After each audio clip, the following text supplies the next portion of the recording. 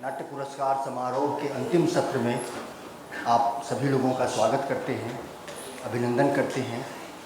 हम कल से पिछले 2 दिनों से इस नाट्य समारोह के आयोजन में थे और कल आपने पुरस्कार समारोह तीनों नाटककारों को प्रदान किया गया पुरस्कार वो आपने देखा। फिर उसके बाद रूहें का नाट्य पाठ ट्रेजर आर्ट एसोसिएशन द्वारा आपने यहाँ पर रंग पाठ देखा अजहर आलम के नाटक का।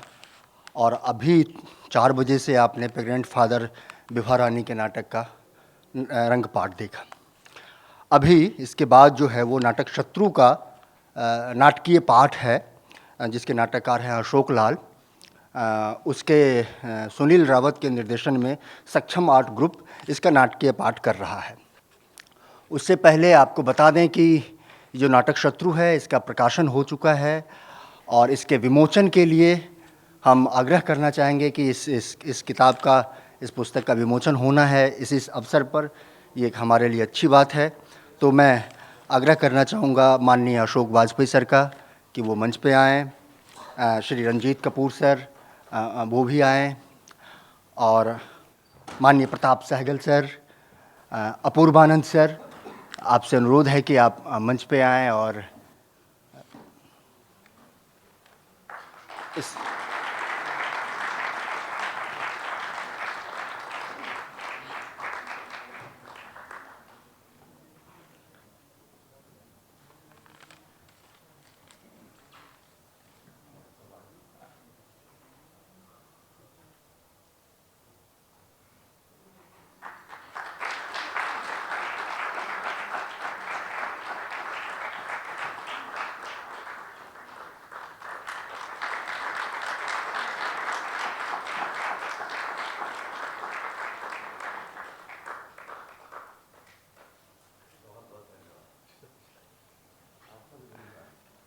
अफसर से अनुरोध है कि आप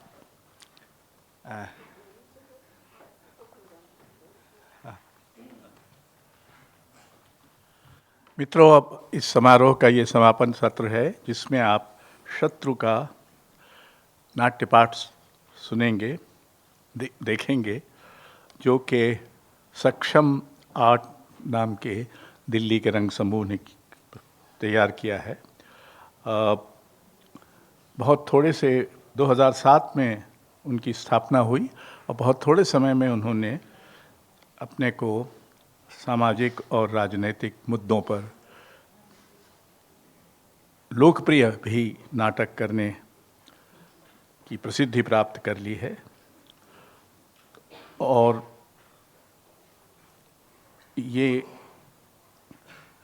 हम उनके आभारी हैं कि उन्होंने हमारे अनुरोध पर, नटरंग प्रतिष्ठान के अनुरोध पर शत्रु के नाट्य पाठ करने की जिम्मेदारी ली है। अब आप देखेंगे सक्षम आर्ट थिएटर सोसाइटी द्वारा शत्रु का नाट्य पाठ।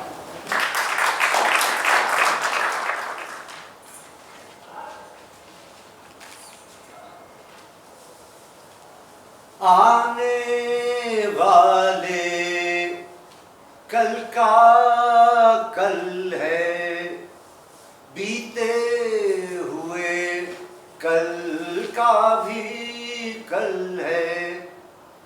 ये जो एक पल है, ये जो एक पल है, आने वाले कल का कल है, बीते हुए कल का भी कल है। ये जो एक पल है, ये जो एक पल है, एक अंधेरे से दूजे में, एक बेड़ी से एक घेरे में, से निकला युग की गुफाओं में भटकेगा। ये जो एक पल है, ये जो एक पल है, ये जो एक पल है।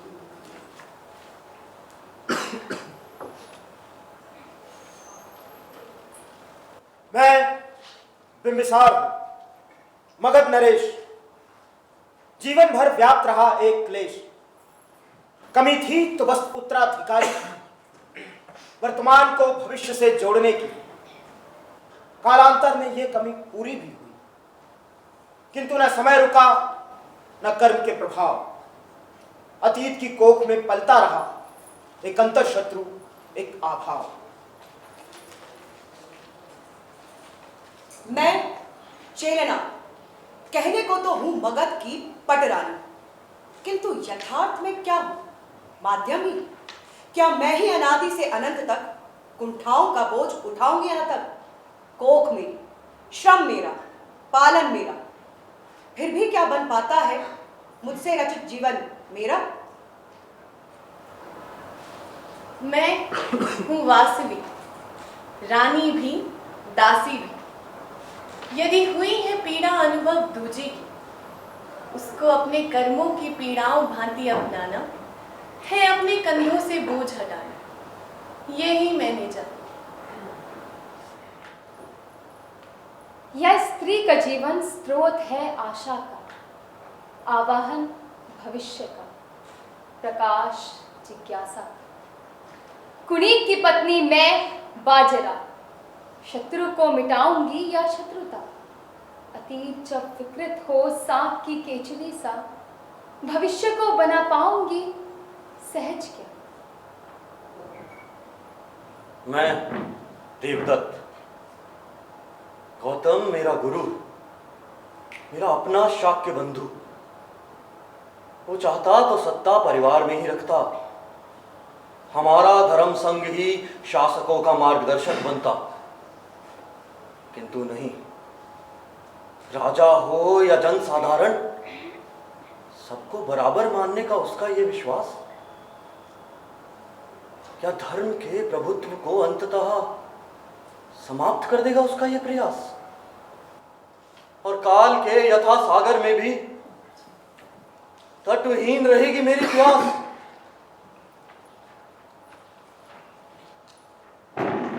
मैं कुड़ीक हूं, क्रोध से प्रतिशोध से पीड़ित हूं जनजात, जैसे रात की कोख में पली हुई हो रात। वीर हूं, पराक्रमी हूं, विशाल मगध का उत्तराधिकारी हूं। फिर भी शंकित हूं, व्यथित हूं, असहाय हूं, भयभीत हूं। क्यों? क्यों? हम साधारण जन, आज हो, बीता हुआ कल हो या आने वाला कल, जन साधारण भी काल के नाटक के महत्वपूर्ण पात्र हैं। राजा कैसा था, राज्य कैसा था, सबका दर्पण हम ही हैं। लेकिन इतिहासकार तो बस राजाओं या धर्मों की ही कथा कहते हैं। इसीलिए हमारा नाम पड़ जाता है आंकड़े। बस आंकड़े। श्रमिक हो, सैनिक हो, अधिकारी अथवा मंत्रीगण, कुछ भी हो। कुछ भी हो, रहते हम केवल कठपुतली मात्र हैं। ये जो एक पल है, ये है अगर कुछ बोझिल बोझिल, प्यास निराशा इसमें शामिल। आने वाले हर पल पे भी इसकी काली छाया होगी। ये जो एक पल है, ये जो एक पल है। राजकक्ष, रात, कुणिक राजासन पर आंख बंद करे तंद्रा में है। अचानक हड़बड़ाकर उठता है, राजासन से दूर छिटक कर परेशान हाल घूमता है। नहीं, इस राजासन पर नहीं है रक्त के धब्बे। ये जो मंडराती है काली छाया, केवल कल्पना, केवल मिथ्या। फिर ही क्यों आकस्मिक भय, क्यों भविष्य पर संशय, क्यों ये उमड़ाते हैं सपनों के आंगन में भी, घेर लिया करते हैं विजय के हर क्षण में भी। क्यों उठती है ये टीस, किसी ओझल, किसी भूले हुए घाव, किसी टीस। उत्तराधिकारी हूं मगध का, स्वयं का टूट विश्वास है मुझे, प्रजा की भी गहन आस्था है मुझ पर। मैं शक्तिशाली हूं, भ्रम की पदचाप क्यों सुनूं? फिर शंका, फिर संशय, फिर अज्ञात का भय। नहीं, न शंका, न संशय, न भय। जब अभिलाषा पूरी होने को हो तो शंका होना स्वाभाविक है न राजमाता छेलना? कुड़ी, आकांक्षा तो है स्वाभाविक, किंतु अधीरता, भय केवल काल्पनिक। तुम ही बताओ क्यों? तुम्हारा दूध पीकर ही पनपी है ये आकांक्षा मेरी, जो हृदय के दो धड़कनों के बीच भी अवकाश नहीं लेने देती। धीरज रखो, आज नहीं तो निकट भविष्य में राजासन मिल जाएगा तुम्हें। आश्वासन तुम्हारा हर पल कल का दूनी करता है मन की व्यथा। चिंता का निवारण युक्ति है, व्यथा नहीं। मुझे भी महाराज और वासवी के बढ़ते सामीप्य को लेकर चिंता है, वही चिंता जो तुम्हारे जन्म से पहले ही बन गई थी व्यथा। किंतु कुड़ी, महाराज बिंबिसार वचनबद्ध है, मगध का उत्तराधिकारी होना अधिकार है तुम्हारा। व्यथा नहीं जन्म दिया था, व्यथा नहीं घर कर लिया है मन में। रक्त से लथपथ कोई छाया है जो मेरे सपनों में भी आड़े आ जाते हैं राज्याभिषेक के क्षण में। पुत्र, मानसिक बाधाएं मिट जाएंगी, विवाह के पश्चात घटाएं छट जाएंगी। विवाह की कल्पना भी हृदय में कोमल भाव नहीं जगाती।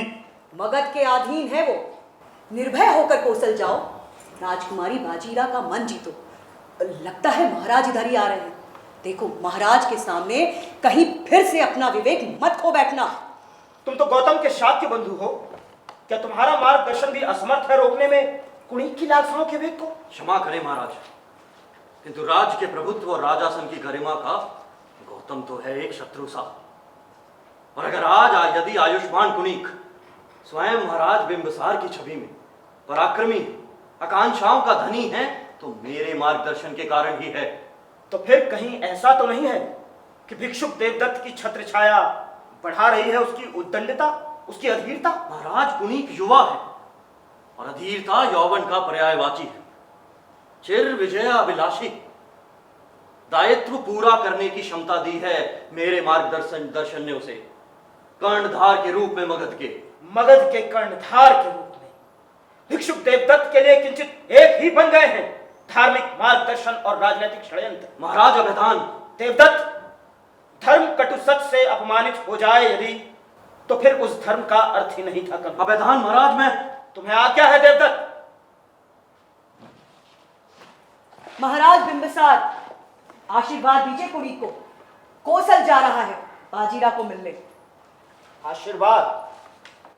अपने आप आशीर्वाद मांगने की प्रथा समाप्त हो गई क्या? ये व्यंग क्यों महाराज? कुड़ीक है, अपना बेटा, मगध का उत्तराधिकारी। पटरानी, व्यवहार देख रही हो अपने सपूत का? उसकी उद्दंडता से तो लगता है उसका एकमात्र लक्ष्य है मेरे जीते जी राज्य को हथियाना। चलिए, आपको ये तो स्मरण है कि पटरानी मैं हूं, ये भी स्मरण है ना कि राजकाज में परामर्श देने की अधिकारिणी भी मैं हूं। पहचानता हूं, तुम्हारे मन का चोर पहचानता हूं। वासवी पर संशय है तुम्हें, जानता हूं। व्यर्थ है, वो अब महल में कम ही रहती है, गौतम के संग में अधिक रहती है। हो सकता है वही समस्याओं का कारण हो, वही वासवी की राजनीतिक आकांक्षाओं का स्रोत हो। संघ और राजनीतिक आकांक्षा असंभव। किंतु नहीं, अब तो यदि वासवी राजनीति की बात भूले से भी कभी करती है तो पक्ष तुम्हारा और कुणिक का ही लेती है। और इसी पक्षपात के कारण मुझसे ही द्वेष बढ़ता जाता है। अर्चन, क्या आपको यह भ्रम है कि कुड़ीक में सामर्थ्य कम है? तो कुणिक अधीर है, उतावला है। वैशाली से जब मुझे ब्याह के लाए थे तो क्या आप कम उतावले थे? वो तो अनायास राज्य का भार आन पड़ा था। और अब अब बहुत अंतर है क्या? वैसा ही क्रोध, वैसी ही अधीरता। तुम में फिर उसी उतावलेपन, उसी आशंका, उसी संशय के हैं लक्षण। उस भविष्यवक्ता के पास भेजा था मुझे जिनके कारण तब भी वही था, कारण अब भी वही है। और वही कुड़ी की उद्दंडता का कारण है। अगर यही लक्षण रहे तो दायित्व जो दे रखे हैं छोटे छोटे, उन्हें भी वापस ले लूंगा तुम्हारे डालने से। इतना अहम, इतना क्रोध, ये असुरक्षित मानसिकता अतीत की किसी कलुषित कर्म की छाया है। अतीत की कोई काली छाया नहीं है मुझ पर। ये तुम नहीं, तुम्हारे मुख से कोई और बोल रहा है, देवदत्त की आड़ में, मां के आंचल में छिपकर। महाराज, मन में इतना क्लेश ठीक नहीं है आपके स्वास्थ्य के लिए। बस शांत रहो। ये उपदेश मेरा क्रोध और भड़काते हैं। मगध राज्य का सपना मैंने अपने बाहुबल से साकार किया। अनंत तक मैं ही राज्य करूंगा, मैं ही राज्य करूंगा अनंत तक। तुम जाओ, तुम सब जाओ। जैसी आज्ञा। चलो बड़ी रानी वासवी, तुम नहीं चल रही क्या? पटरानी चेलना, मैं यहीं रुकूंगी। तुम तो बड़ी आज्ञाकारिणी हो, फिर आज्ञा की अवहेलना क्यों? महाराज को पीड़ा है, इस समय उनकी देखभाल ही प्राथमिकता है। ओहो, दर्शन की आड़ में कहीं कोई अवसर तो नहीं ढूंढ रही? अर्थात पटरानी बनने का सपना कहीं फिर से तो नहीं जाग रहा? बड़ी रानी वानी कुछ नहीं, मैं केवल सेविका हूँ, केवल सेविका। मुझे महाराज के समीप रहने दो, मैं प्रार्थना करती हूँ चेलना। महाराज ही शासक है अभी तक, उन्हीं को निर्णय करने दो। मुझे एकांत चाहिए वासु, तुम अपने संग जाओ। शाक्य मुनि तो स्वयं संग छोड़ने वाले। पलायनवादी, फिर पलायन कर रहे हैं तुम्हारे शाक्य मुनि। स्वामी, पलायन तो पहले भी नहीं किया था शाक्य मुनि, अब तो वो जा रहे हैं। जन जन में पीड़ाओं से पलायन की प्रवृत्ति रोको। उसके लिए संग क्यों छोड़ रहे हैं तुम्हारे शाक्य मुनि?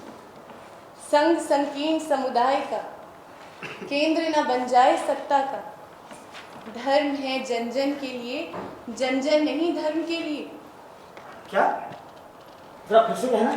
अधर्म है धर्म के नाम से राजनीति के कोलू में प्रजा का बैलों जैसे उपयोग करना, प्रजा को और अधिक आहत करना। तो फिर मुझ महाराज को अपना उपयोग न करने दो, तुम भी उन्हीं के साथ विश्वास जगाने जाओ। मेरे घाव मेरी पीड़ा का कारण नहीं है। मैं हूं पीड़ा का स्रोत? क्यों? नहीं, आप तो केवल माध्यम हैं। नहीं नहीं, तुम जाओ। अपनी पीड़ा अपनाने के लिए स्वार्थवश अपने समीप रहने दीजिए। नहीं नहीं वासवी, आपको अपने व्यथित स्वयं से विश्राम की आवश्यकता है। ठीक, जब तक अस्वस्थ हूं समीप रह लो, किंतु हाँ, एक बात ध्यान रखना, मेरी ये अवस्था पल दो पल रहेगी, तुम्हारे ऋण की अवधि भी वही होगी। झोली फैलाओ तो आंचल में जीवन का सार सिमट आता है हर पल। हर एक बूंद की कोप में जैसे इंद्र धनुष रहता है छिपके, कितने रंग उभर आएंगे, किरण पड़े जो इस एक पल पे, ये जो एक पल है, ये जो एक पल है। कौशल एक हुआ कुणी परेशान हाल घूम रहा है, बाजरा आती है शरारत से भरी। एरी चिड़िया रानी, बता क्या कोई विचलित है यहाँ? कहीं कोई व्यथित मन है यहाँ? हाँ भाई, सोचो तो करो कितना अकेलापन है यहाँ। अकेले में बुलाते भी तो तुम ही हो। बहुत बाट जोनी पड़ती है तुम्हारी। अच्छा, लगता है राजकुमार कुनीक को अभ्यास नहीं है प्रतीक्षा करने का। कहीं ये मेरे राजकुमार मात्र होने पर व्यंग तो नहीं बाजी रहा? पद पदवी का इससे क्या लेना देना? प्रतीक्षा का हर एक पल तो कड़े प्रोत्साहित है। किसी और को भी प्रतीक्षा कराने का अभ्यास है क्या? हाँ है तो।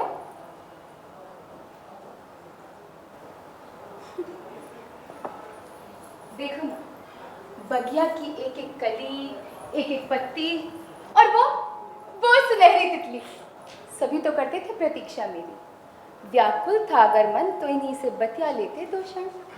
कली, पत्ती, तितली, यहाँ ये बातें करते हैं क्या? इन पर तो मेरा ध्यान भी नहीं गया। लो, और मुझे भय था कि मेरी इन सहेलियों में तुम इतना न रम जाओ कि मेरी प्रतीक्षा करना ही भूल जाओ। समय कम है मेरे पास, अब इधर उधर की बातें छोड़ो। ये बताओ, मेरे प्रश्न के उत्तर में हाँ ही समझू ना तुम्हारी चुप्पी को? प्रश्न? कौन सा प्रश्न? अपना ये हाथ से छोड़ो, कभी तो गंभीर हो जाया करो।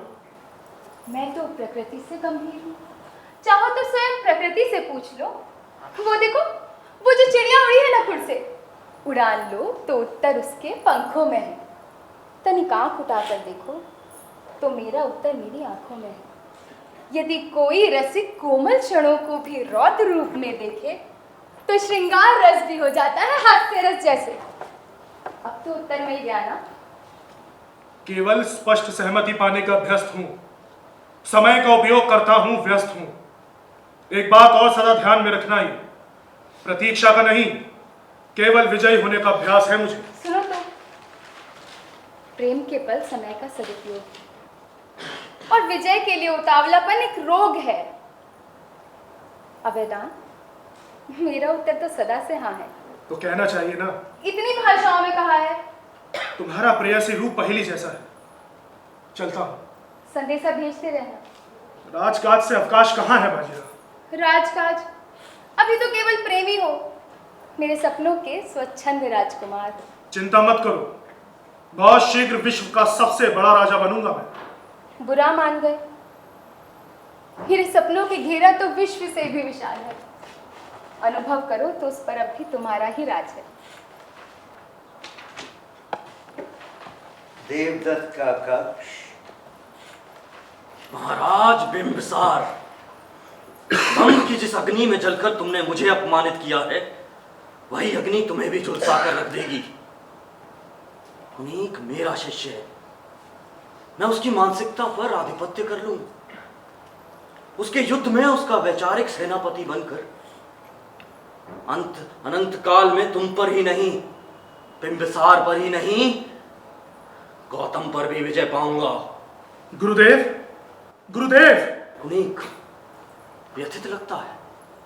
जिस पल की प्रतीक्षा थी, आहट सी आ रही है उसकी। राजकुमार, आइए बैठिए। बहुत व्यथित लग रहे हैं। आपने क्यों कष्ट किया? मुझे ही बुलवा लिया होता। विमाता वासवी तो बस पहरे पे बैठ गई जैसे नाग कोष पर बैठ जाता है। मुझे लगता है कि इसमें अवश्य गौतम की ही कोई चाल है। गौतम की? हाँ राजकुमार, कहे कुछ भी उपदेश दे, किंतु स्वयं संग पर आधिपत्य किए रहा गौतम। मुझसे अब और प्रतीक्षा नहीं होती। कब मिलेगा मुझे राजासन? चिंता ना कीजिए, मेरा तप व्यर्थ नहीं होगा। राजन, राजासन शीघ्र आपका होगा। पहले आप विवाह की तैयारी कीजिए। नहीं गुरुदेव, आप ही ने कहा था कि चाहे कहे नहीं, किंतु स्त्री पति के पद से ही गौरव का अनुभव करती है।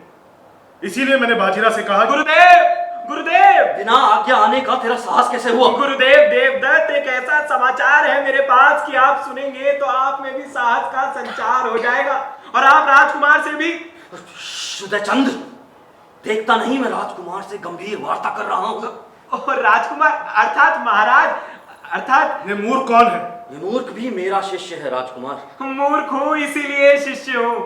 राजकुमार अर्थात महाराज, अर्थात मैं आप ही को ढूंढ रहा था। अरे पुत्र, इस मूर्ख से कहिए कि विघ्न ना डाले। चंद्र। राजकुमार महाराज, मैं विघ्न नहीं डाल रहा हूँ। एक ऐतिहासिक समाचार मेरे अंदर हलचल मचाए हुए है, उसे निकाल रहा हूँ। ऐतिहासिक समाचार सुना, किंतु वो महत्वपूर्ण न निकला तो दंड मिलेगा। और महत्वपूर्ण निकला गुरुदेव तो पुरस्कार। किसने इस मूर्ख को शिष्य बना लिया? गुरुदेव देवदत्त ने। राजकुमार अर्थात महाराज। चंद्र, समाचार सुना और यहाँ से चलता बन। आज का समाचार ये है कि महाराज को राजकुमार अर्थात राजकुमार को महाराज घोषित कर दिया गया है। क्या? किसने घोषणा की? महाराज ने। महाराज नहीं करेंगे तो कौन करेगा? बात करते हैं। और इसीलिए राजमहल में आपकी ढूंढ हो रही है राजकुमार। अर्थात महाराज। अविश्वसनीय। महाराज, महाराज, नहीं, यही अवसर है प्रभुत्व जमाने का। शिष्य कुणीक। सहसा ये क्या हो गया है मुझे? मेरा आत्मविश्वास छल सा कर रहा है मुझसे। व्यथा केवल क्षणिक है, और वो इसलिए क्योंकि समाचार आकस्मिक है। विश्वास रखो, जन्म सिद्ध अधिकार के समान एक शाश्वत सा विजयी वरदान तुम्हारी नियति है। ये तो मात्र प्रथम सीढ़ी है, विश्वास रखो। जन्म सिद्ध अधिकार के समान एक शाश्वत सा विजय वरदान मेरी नियति है, मात्र प्रथम सीढ़ी है। हाँ कुणीक, हाँ, विश्वास रखो, मुझ में विश्वास रखो। हाँ कुणीक, हाँ, विश्वास रखो, मुझ में विश्वास रखो। अर्थात मैं इतना अच्छा गुप्तचर हूं कि दूर से ही सब पहचान जाते हैं कि गुरुदेव का गुप्तचर हूं। समाचार में लाया था ना, इसलिए कह रहा था। मेरा तप अंततः फलीभूत हुआ है। शिष्य कुणीक, जाओ, अपना दायित्व संभालो। गुरुदेव, आप भी मेरे साथ रहिए इस घड़ी में। आप ही के आशीर्वाद से मुझे राजासन मिला है। तुम्हारे साथ ही है आशीर्वाद मेरा, और नेपथ्य में सदा छत्र छाया बनकर रहेगा। चलता हूं गुरुदेव। आयुष्मान भव, निरंतर विजयी भव। आयुष्मान भव, निरंतर विजयी भव। किंतु महाराज, मेरा पुरस्कार। किंतु महाराज, मेरा पुरस्कार। अबे निपट मूर्ख है तू। कुणीक तो केवल शासक है, मगध की सत्ता का केंद्र तो मैं हूं। पुरस्कार मैं दूंगा तुझे, अवश्य दूंगा। अच्छा चल, राज दरबार में तू मेरा प्रतिनिधि होगा, राजगुरु का प्रतिनिधि। राजगुरु? कौन राजगुरु? मूर्ख, मैं, और कौन? तो मैं अब राजगुरु का मूर्ख अर्थात गुप्तचर अर्थात प्रतिनिधि। अर्थात मूर्ख भी, गुप्तचर भी और प्रतिनिधि भी। अंतर यह है कि पहले तुझे छिप छिप कर बातें पता लगानी पड़ती थी, अब सब तुझे स्वयं ही आकर बताएंगे। तू जो भी कहेगा उसमें वाणी तो होगी तेरी, किंतु विचार होंगे मेरे। चल, अब तू पूरा समाचार बता।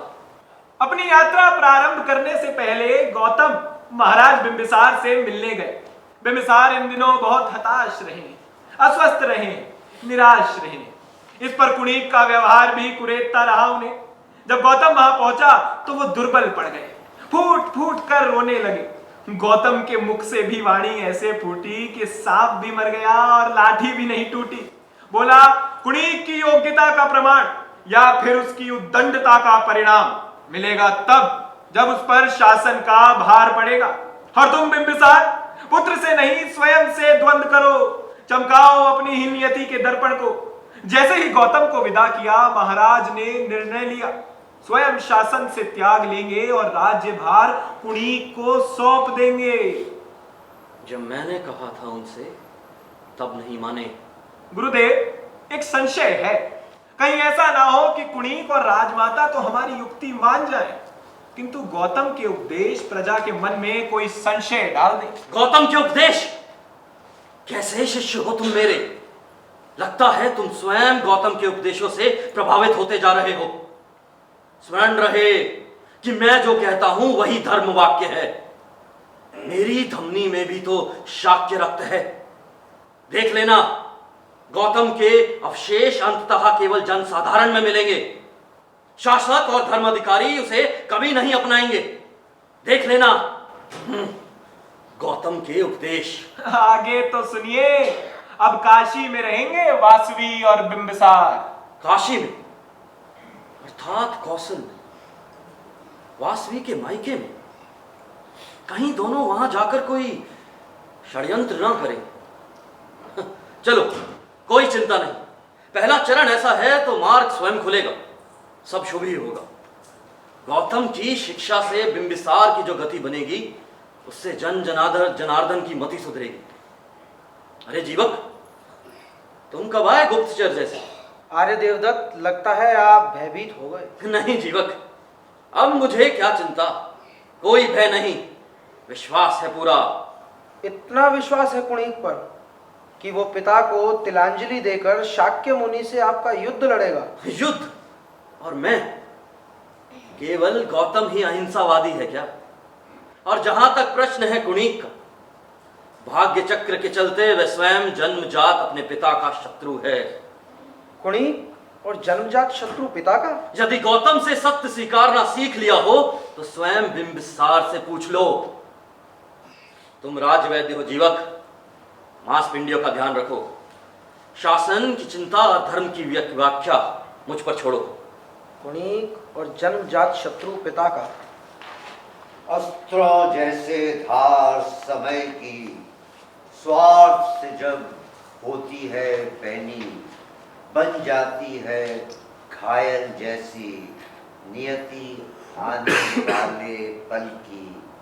ये जो एक पल है, ये जो एक पल है। चेलना अपने कक्ष में हताश। नहीं नहीं, ये सच नहीं हो सकता। आज्ञा न सही, मुझे सूचना तक दिए कुणिक ऐसा नहीं कर सकता।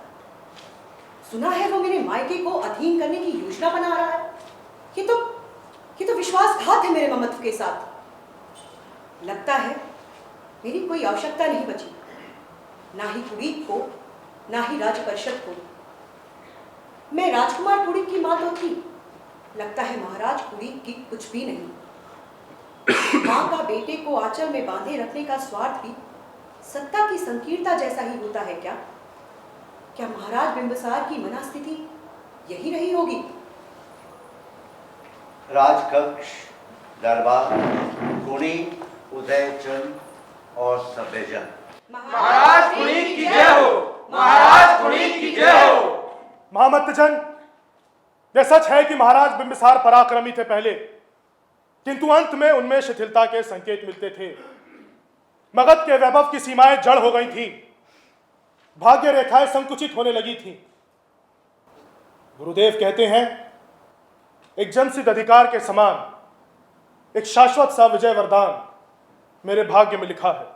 पड़ोसी राज्यों की दुर्दशा से तो ऐसा ही लगता है। सभ्यो, शत्रु चाहे कोई भी हो, मेरी विजय नियति और सेना के बाहुबल से शत्रुओं का विनाश होगा, वैभव के आयाम बढ़ेंगे। महाराज कुणिक की जय हो, महाराज कुणिक की जय हो। उदयचंद, चुप क्यों हो गए? तुम भी तो जय जयकार बोलो। क्षमा महाराज, ये पूर्ण विजय नहीं है। गुरुदेव ने कहा है, बस जप करते रहो कि वैशाली पर शीघ्र मगध का आधिपत्य हो। वाणी मेरी, विचार उनके। उदयचंद्र, मैं समझता था कि मैं ही अधीर हूं, और वो इसलिए कि परमवीर हूं। तुम तो भिक्षुक हो, धैर्य रखो। कारण है उसका महाराज। गुरुदेव ने यह भी कहा है, वाणी मेरी, विचार उनके। वैशाली से पहले काशी में छल की संभावना है, और यह भी धैर्य रखना घातक हो सकता है। क्या काशी पर छल की छाया है? असंभव। काशी का आचरण तो सदैव मर्यादापूर्ण रहा है। वहां तो मगध राज्य का दंडनायक भी है, और वो हमारा विश्वास पात्र है और हितों का रक्षक भी। और अब तो वहां की सर्वगुण संपन्न राजकन्या बाजीरा से शीघ्र ही अपने महाराज ब्याह की डोर में बंधेंगे। और मगध राज का दंडनायक काशी में है, प्रजापालक बाजीरा से ब्याह करेंगे ज्ञात है मुझे। किंतु क्षमा, बांसुरी और बिंबिसार के रूप में घने काले मेघ उमड़ रहे हैं। नहीं नहीं, ये संभव नहीं है। काशी में शांति है, विप्लव नहीं है। विश्वास के शांत सागर में विश्वासघात के भंवर होते हैं, जो जन साधारण नहीं केवल महापुरुष ही जान पाते हैं। गुरुदेव का कथन है कि वर्तमान में यदि मगध ने कुछ ना किया तो अंततः कौशल उसके प्रभुत्व को नकार देगा। महाराज बिंबिसार और रानी के वहां पर होते, उनके होते हुए विशेष रूप से। विशेष रूप से? वो कैसे? वासवी कौशल राज्य से है, तो हर कौशलवासी की सहानुभूति उन्हीं से रहेगी। किंतु उदयचंद, बाजीरा से मेरा विवाह होना कौशल का मान बढ़ाएगा। हाँ, किंतु महाराज आवश्यक नहीं कि विवाह के बाद मगध के लिए कौशल ही सर्वोपरि रहे, और स्वाभाविक है कि वो कौशल को अपनी मानहानि लगे। गुरुदेव का कथन है कि महाराज, ये तो बहुत ही गूढ़ और गंभीर समस्या है। किसी भी निर्णय से पहले परिषद में वाद विवाद की आवश्यकता है। हाँ, विस्तृत संवाद की आवश्यकता है। धर्माधिराज, संघ शासक, आर्यपुत्र देवदत्त पधार रहे हैं। धन्यवाद। बैठिए गुरुदेव। ये आसन तुम्हारा है कुणिक। तुम्हारी नियति है कि अपनी शक्ति से निरंतर मगध का गौरव बढ़ाओ। मेरी शक्ति तो केवल साधन है। शासन की समस्याएं आपका मार्गदर्शन ही सुलझाएंगी। आपका धार्मिक नींव ही है शासन। मेरा कार्य केवल मार्ग दर्शाना है। क्षत्रिय धर्म तो तुम्हें ही निभाना है। अचरज है, इतने कुशल शासक को भी कोई समस्या है। आर्यपुत्र समस्या जटिल है, इसी कारण परिषद व्यथित है। अगर कोई कारण ऐसा है जो मगध पर आंच लाए तो उपाय बस एक ही है, उसे जड़ से काट डालो। लगता है मेरे कथन पर संशय है। नहीं गुरुदेव, आप पर संशय संभव है। मेरी व्यथा का कारण है मेरे अपनों को लेकर धर्म संकट। धर्म संकट? धर्म संकट कैसे? धर्म संकट बिंबिसार को लेके है क्या? जी गुरुदेव, काशी में बिंबिसार और वासवी का प्रभाव तनाव जगा रहा है। मगध पर तनाव का कारण तुम्हारा अपना अंतर्मन है कुणिक। गुरुदेव, क्या कह रहे हैं? मगध के वैभव मेरे अपने अंतर शत्रु की छाया है। हाँ कुणिक, अगर मुझे अंतर्यामी मानते हो तो मेरी बात मानो। कौशल में अराजकता हो गई तो तुम्हारा विजय वाहन संशय के दलदल में फंसा रहेगा। पहले अपने धर्म संकट पर विजय पाओ, संकट के कारण को बंदी बनाओ। संकट का कारण अर्थात पिता? हाँ, किंतु मैं तुम्हारी व्यथा समझ सकता हूं कुणिक, तुम्हारा धर्म संकट। किंतु भावुकता क्षत्रिय के लिए घातक हो सकती है, और मगध की नियति है कि उसका प्रभुत्व विश्वव्यापी हो। बिंबिसार को बंदी बनाना तो मात्र पहला पग है।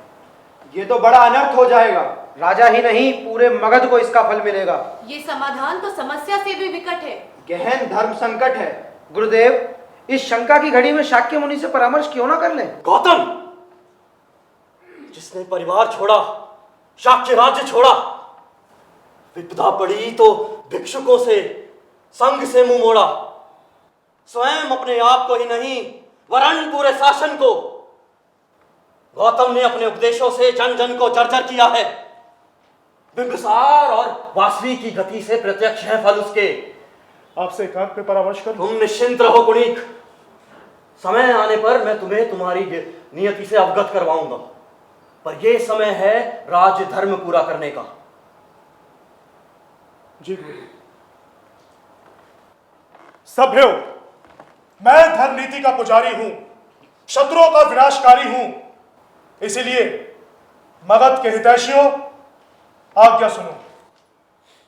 जाओ बिंबिसार को बंदी बनाओ। किंतु वो आपके पिताश्री हैं। स्वयं गुरुदेव ने आवाहन दिया है। किंतु उसके बाद भी किंतु। जाओ, राज्य की आज्ञा का पालन करो। कोलाहल तब भी रहता है। देवदत्त और उदयचंद जाते हैं पीछे पीछे कुणिक भी। अगला दृश्य चौपाल पर साधारण जन। अपनी तो पीस गई भैया। क्या पिस गई बंधु? स्वतंत्रता, राजनीति और धर्म के पाटन के बीच। अब समझा कि क्यों राज आज्ञा धर्म संकट लाती है और धर्म आज्ञा राज्य संकट। एक बात पल्ले नहीं पड़ी। धर्माज्ञा के पालन से यदि प्रजा जर्जर हो जाएगी तो राज्य कैसे बनेगा शक्तिशाली? ये तो पल्ले पड़ जाता है तब भी। राज्य शक्ति का अर्थ है सीमाओं का बढ़ना और प्रजा का घटना। ये बताओ, युद्ध करना पल्ले पड़ता है? युद्ध में भी बाहुबल होता है हमारा, किंतु दमन होता है राजा के शत्रु का। शत्रु का दमन कभी नहीं होता बंधु। हार हो तो बदले की भावना, जीत हो तो बदले का भय। ये हार जीत कैसे मापी जाती है? सीमा और मरने वालों के आंकड़ों से? बस राजाओं के लिए? जीत का तो पता नहीं, दोनों ओर की प्रजाओं की हार पक्की रहती है। बंधु छोड़ो ये। जो राजाज्ञा और धर्माज्ञा मिली है उसकी चिंता करो, महाराज बिंबिसार को बंदी बनाने की। देख लो, बिंबिसार हमारा शत्रु कहाँ है? वो तो मगध राज्य के पिता जैसे हैं। ये तो उनके पुत्र को सोचना चाहिए, हमें क्या सरोकार। यदि शासन ही प्रजा के धर्म का निर्णय लेगा तो हमारे कर्मों का बुरा प्रभाव भी उसी पर पड़ेगा। पड़ेगा, अवश्य पड़ेगा, मगर कब? पहले तो प्रजा की दुर्दशा होगी। हमने तो यही देखा है कि जब राजाओं की शक्ति बढ़ती है, प्रजा शक्ति क्षीण हो जाती है और किसी भी बदलाव की आशा तो बिल्कुल समाप्त। हाँ बंधु, सब धागे शासक के हाथ में, तो हम बन जाते हैं केवल कठपुतली। ऐसा करो अच्छा महाराज, वैसा करो अच्छा अन्नदाता। कठपुतलियों, भाग्य को मत कोसो। चलो, शासक की आज्ञा का पालन करो। हम भी तो बंधुवश श्रमिक ठहरे, चलो महाराज को बंदी बनाने के लिए। इस अंधे समय में हम करें तो क्या करें? ज्योति भरा आने वाला कल, आज की रात से है जो ओझल। एक तमस्मय युग बीता था, एक तमस्मय युग आएगा। ये जो एक पल है, ये जो एक पल है, आने वाले कल का कल है, बीते हुए कल का भी कल है। शयनागृह बाजरा सेज पर सजी बैठी है, कुड़ी परेशान हाल आता है।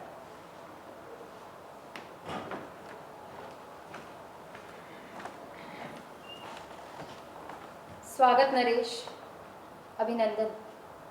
रानी, ये अभिनंदन है या रुदन? है तो अभिनंदन ही, किंतु अब प्रेम के कोमल स्वर आप पर व्यर्थ ही जाते हैं। नहीं बाजीरा, तुम्हारा प्रेयसी रूप अब भी हर क्षण उमंगे जगाता है, हर्षित करता है। अंततः मेरे वक्ष स्थल में बसी निरंतर विजय की कामना भी एक प्रतिरूप है तुमसे अगाध प्रेम का ही। किंतु जिस कोमल भाव से मुझे कौशल से ब्याह कर लाए थे, उसके अवशेष भी आप में क्यों नहीं पाते? पता नहीं क्यों, राज्य अभिषेक और विवाह दोनों ने और पैने कर दिए हैं अस्त्राकांक्षाओं के। राजमाता का आशीर्वाद आपके संग नहीं है, किंचित इसी कारण ये। माँ व्यतीत है अपने मायके को लेकर। माँ की केवल एक व्यथा है, और वो ये कि उनका पुत्र कहीं खो गया। उन्हें ज्ञात है कि उनका पुत्र राजसी धर्म का पालन कर रहा है। किंतु ये राजसी धर्म कैसा है जिसमें पिता बंदी है, माँ को पीड़ा है? यातनाओं के कारण उनके अपने माया मोह के बंधन है। यही सिखाया है उन्होंने मुझे, शत्रु कोई भी हो उसका दमन राजसी धर्म है। किंतु स्वामी, शत्रु का दमन करने से शत्रुता का दमन नहीं होता। विजय यदि दोनों ओर हो तो विजय है, प्रतिशोध का भविष्य केवल भय है। यदि शत्रु का दमन करना राजसी धर्म है, तब भी मैं कहूंगी कि शत्रुता का दमन करना सात्विक कर्म है। ओ, समझा। राजमाता व्यथित है वैशाली को लेकर, तुम व्यथित हो काशी को लेकर। मगध के बढ़ते वैभव की तुम शुभाकांक्षी हो अथवा ईर्ष्यालु। ईर्ष्या? ईर्ष्या काहे से? मैं शुभाकांक्षी ही हूं, किंतु सृष्टि की, प्रेम की शुभाकांक्षी हूं, मानव की, अग्नि की। मैं तो हूं इस राज्य का शासक, तुम कौन हो? पत्नी अथवा उपदेशक? कौशल को अधीन बनाकर जीता है तुम्हें, और अब हरियाणा का वंश का मान बढ़ाना ही तुम्हारी मर्यादा है। किंतु जब भी तुम्हारे पास आता हूं, ना शांति मिलती है ना सुख। अपने व्यथा बढ़ाने को केवल ज्ञान ही ज्ञान पाता हूं। चेलना का पुत्र हूं, अंततः मैं स्त्री की लालसा को पहचानता हूं।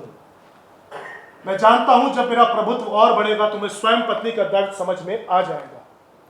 किंतु स्मरण रहे, अंततः हर पत्नी, हर स्त्री दर्पण मात्र होती है, दर्पण मात्र, पुरुष की आकांक्षा होगा।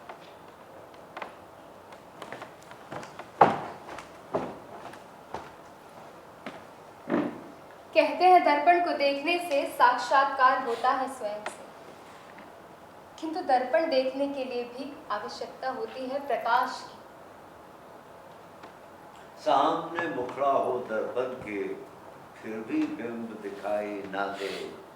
मन में किरण फूटे तो दिखेगी, सच्ची सीधी छवि बनेगी। ये जो एक पल है, ये जो एक पल है, कारागार बिंबसा बेचैन। कौशल राज, बाजरा से विवाह, पुत्र कुणिक को इतना कुछ मिल गया है, पता नहीं क्यों तब भी वो उत्तेजित सा रहता है। पता नहीं देवदत्त की छत्र छाया में उसका उन्मुक्त बाहुबल क्या रूप ले ले, पता नहीं कब। ऐसे क्या देख रही हो मुझे? सोच रही हूँ कि सूरज पर काले बादलों की छाया क्यों है। क्या? आपके अभामय मुख पर चिंता मंडरा रही है महाराज। पता नहीं कब देवदत्त कुणिक को माध्यम बना के नया आघात करे। नया आघात? इतनी दूर बंदी गृह में क्या नया कारण मिल सकता है हमें? आइए महाराज। कुणिक और देवदत्त को कारण की आवश्यकता ही कहाँ रह गई है? तुम ही कहो, क्या मैं व्यर्थ चिंता करता हूँ? अब मैं कुछ कहूंगी तो आप कहेंगे कि मैं उपदेश दे रही हूं। सो तो है, किंतु सच ये भी है कि तुम उपदेश देती भर नहीं हो, उनको अपने जीवन में ढालती भी हो। अब देखो, चेलना सत्ता केंद्र के समीप है, राजमाता है, और तुम एक बंदी की सेविका। फिर भी न तुम्हारे मन में कोई क्लेश है न द्वेष। मन में द्वेष हो, क्लेश भी तभी होता है। मेरे मन में बहन चेलना के लिए सदा केवल करुणा रही है। मुझे पता है, आज भी चेलना के लिए प्रार्थना करती हो तुम, किंतु करुणा से व्यथा अथवा चिंता उत्पन्न होती है, न कि प्रसन्नता। करुणा सच्ची प्रार्थना का आधार होता है, और सच्ची प्रार्थना सुख का आधार है। प्रार्थना सुख का आधार? वो कैसे? करुणा से मैं बहन चेलना की व्यथा से आत्मसात कर लेती हूँ, और प्रार्थना से अपने दायित्व से अवगत होती हूँ। वास्तव में दुख से आंख बचाना दुख का कारण बनता है। बस बस बस, समझ गया। हाँ हाँ, जानता हूँ कि समझ में आ जाने से कुछ अंतर नहीं पड़ता। जब तक मेरा ज्ञान मस्तिष्क से हृदय तक नहीं पहुंचता, मेरे आचरण में नहीं ढल जाता, मेरा हृदय विचलित रहेगा। जाने कब से हर पल परीक्षा के समान रहा है आपके लिए, किंतु अब आप विचलित कम ही होते हैं। वरन प्रतीत होता है कि आप नव परीक्षाओं की प्रतीक्षा में हैं। महाराज, आप में इतना अंतर आ गया है। सच में आपको इतना हंसते बोलते पहले कभी नहीं देखा था। गौतम के सानिध्य से, तुम्हारे सामीप्य से अंतर तो हुआ, किंतु अब भी ये भय घेरे हुआ है कि किसी भी क्षण अतीत का साहूकार वर्तमान की चौखट से अपना ऋण मांगने आ जाएगा। महाराज, इस बीच आपने ऐसी पूंजी संचित की है कि जो जो अतीत का ऋण उतरेगा, ये धन और बढ़ेगा। जैसे जैसे विश्वास दृढ़ होता जाता है, वह क्षीण होता जाता है। रानी वासवी की जय हो, महाराज बिंबिसार की जय हो। महाराज, इस सीमित संकुचित बंदी ग्रह का महाराज। बंदी ग्रह सीमित है, किंतु स्वतंत्रता असीम है। इसीलिए तो कहती हूँ कि अब आप सच्चे अर्थों में राज करते हैं महाराज। आओ जीवन, धरती पर ही आसन लो। आपके समतल बैठने में संकोच सा है महाराज। बैठो बैठो, धरती समतल करता है। जब आपका आसन बहुत ऊंचा था, तब मुझ राजवैद्य को भी नाड़ी छोड़ने में भय लगता था। भेद की बात यह है कि अंदर ही अंदर स्वयं भयभीत रहता था। आज भी जीवन, मेरे हृदय की गति मापने को तुम मेरी नाड़ी नहीं देख रहे हो। शाक्य मुनि के स्वास्थ्य को आंकने में मुझे कभी नाड़ी देखने की आवश्यकता नहीं पड़ी। आपके मुख की आभा भी विश्वास दिलाते हैं कि आप पूर्ण स्वस्थ हैं। वासवी कहती है कि शाक्य मुनि ना सही, किंतु उनके मार्ग पर अग्रसर हो। उधर कुणिक देवदत्त के बताए मार्ग पर अग्रसर है। पूरे शासन पर उसी पाखंडी की छाया है। महाराज, आप मगध राज से उदासीन क्यों हो गए हैं? उदासीन नहीं हूं, किंतु मैं जानता हूं कि शासक की मानसिकता बाहरी दबाव से नहीं बदल सकती। नाम अथवा मुखौटा बदलने से हृदय नहीं बदल जाते। उदयचंद्र, आओ। कोई नई आज्ञा है क्या उदयचंद्र? देवदत्त की ओर से अथवा राजकुमार कुणिक की? महाराज कुणिक, राजकुमार नहीं। आज्ञा किसी की भी हो, अंतर क्या है? ठीक कहा महाराज आपने। धर्माधिराज देवदत्त का कहना है कि बिंबिसार को नियति के दर्पण में अपने कर्मों का मुख देखना होगा। यदि कुछ ऐसा है भी तो उसका सरोकार केवल मुझसे है। जाओ, उससे कह दो कि यदि उसमें साहस है तो स्वयं आके मुझसे कहे।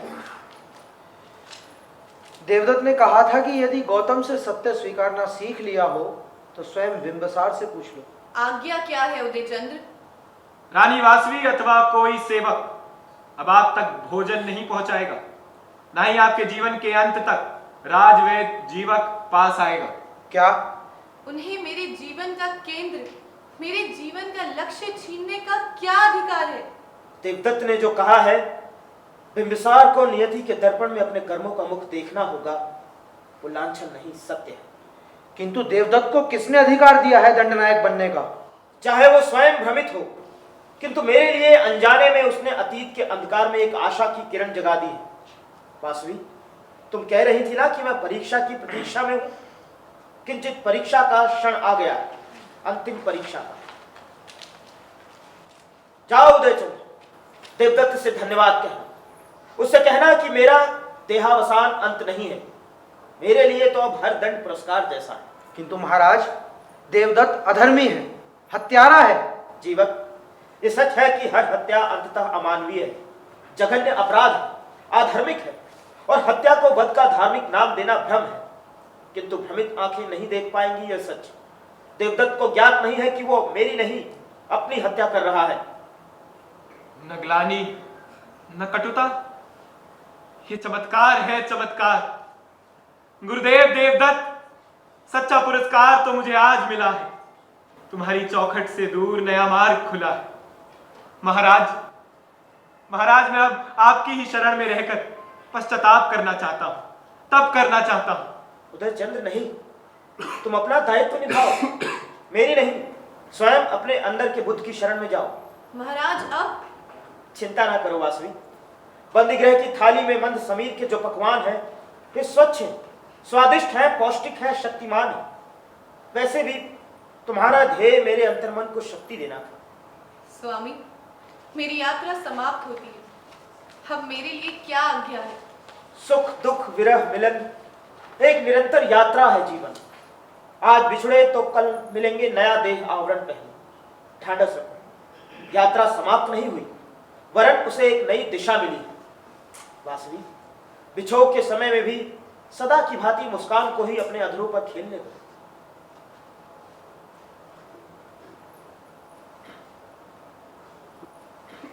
ये जो एक पल है, ये जो एक पल है, आने वाले कल का कल है, बीते हुए कल का भी कल है। रात नेपथ्य में कोलाहल, अपने कमरे में लेटी बाजरा चौंक कर उठती है।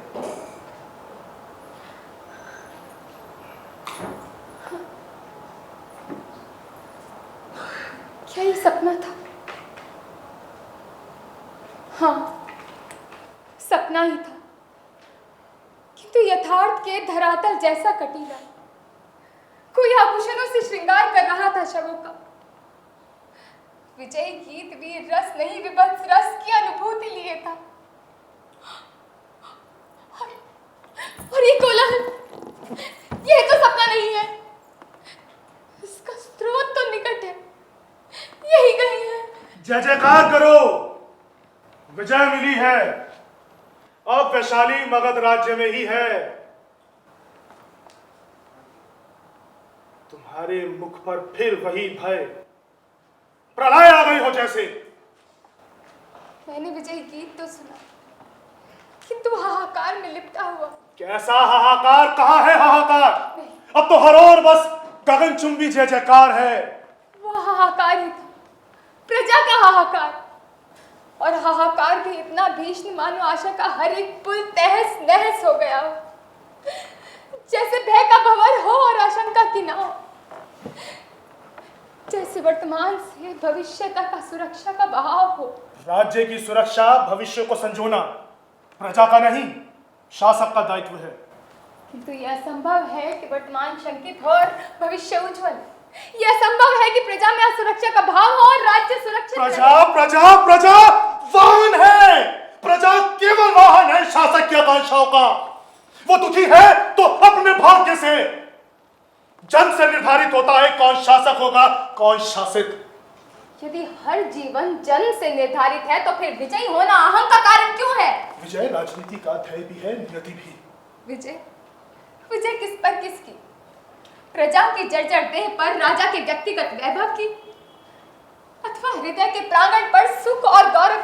पहले कोसलाधीन किया, फिर वैशाली।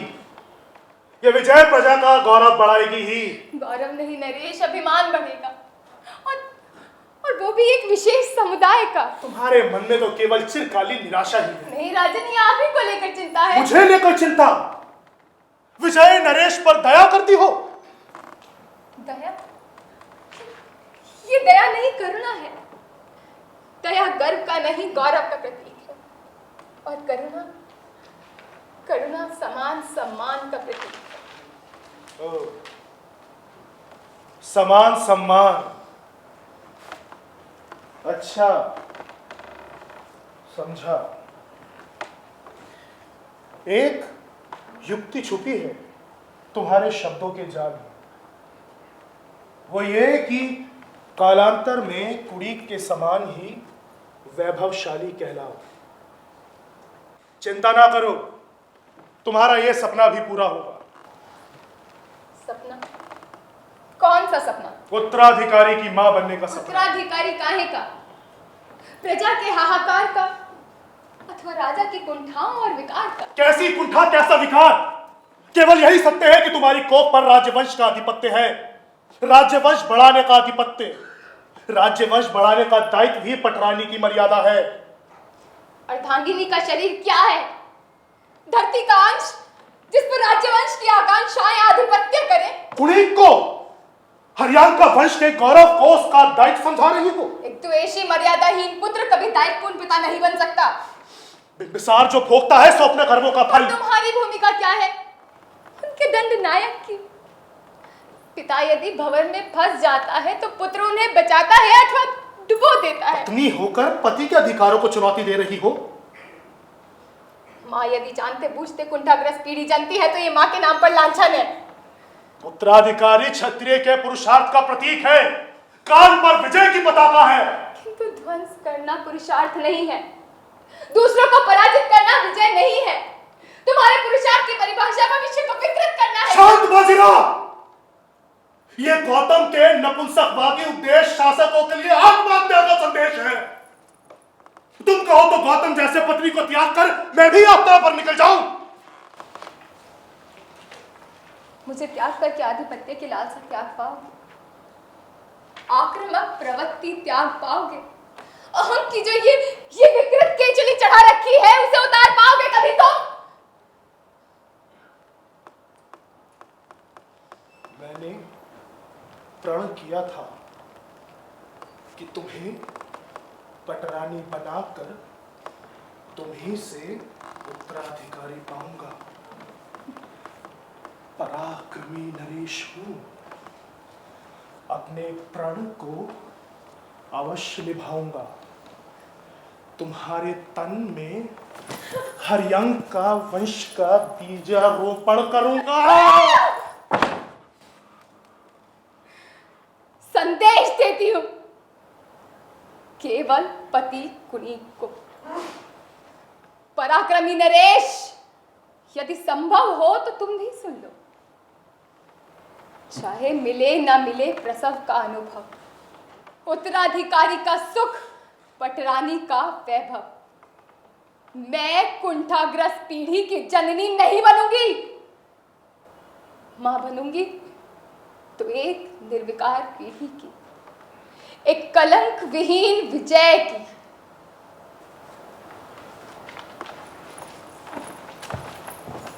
देवदत्त अपने कक्ष में ध्यानमग्न बैठा है।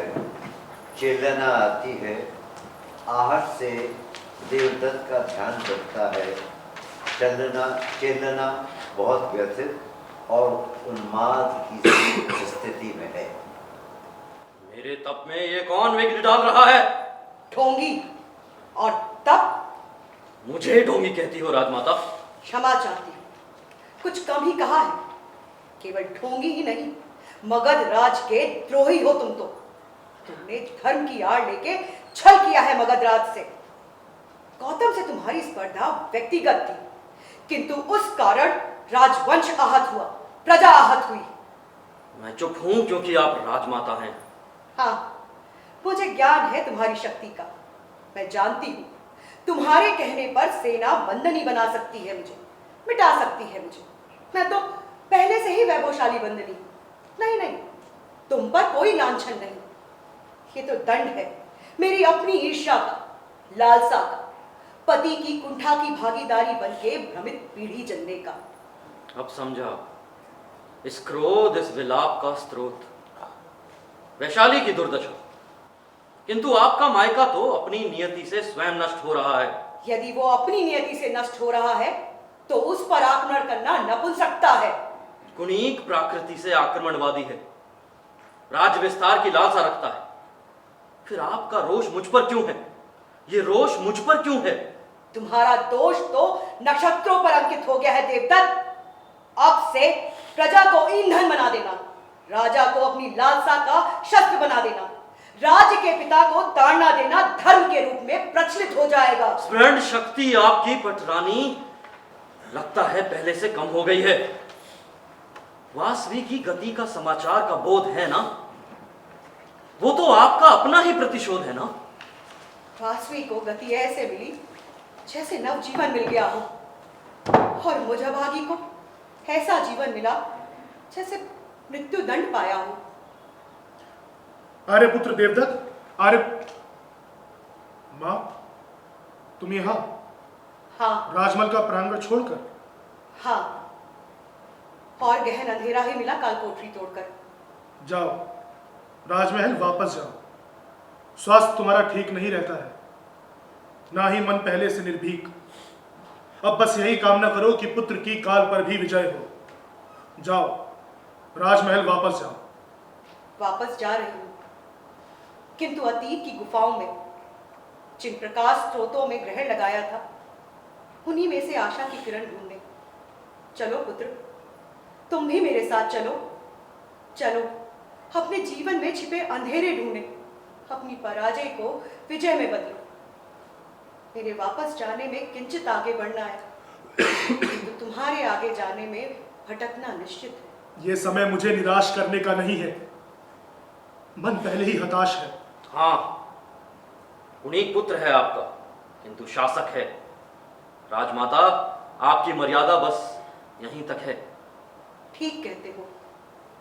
तुम्हारा और तुम्हारे अनुयायी का जो रास्ता है, उसमें मां की ममता का स्थान ही कहां बचा है। मां स्वस्थ सी है, वृद्ध भी हो गई है, और उस पर राजमहल की दासियों से प्रजा की दुख भरी कहानियां सुनती रहती है। निरंतर विजय मिली, किंतु प्रजा उदासीन है। पता नहीं उसकी अपेक्षाएं हैं क्या। शासक के दायित्व के आगे प्रजा के छोटे छोटे दुख ऐसे हैं जैसे मार्ग के कांटे। साधारण जन जूझ सकते हैं केवल दैनिक जीवन व्यापन के साधनों से। वो राजनीति को नहीं आंक सकते, राज्य के भविष्य को नहीं संजो सकते। प्रभुत्व की कामना नेतृत्व की प्रतीक होती है।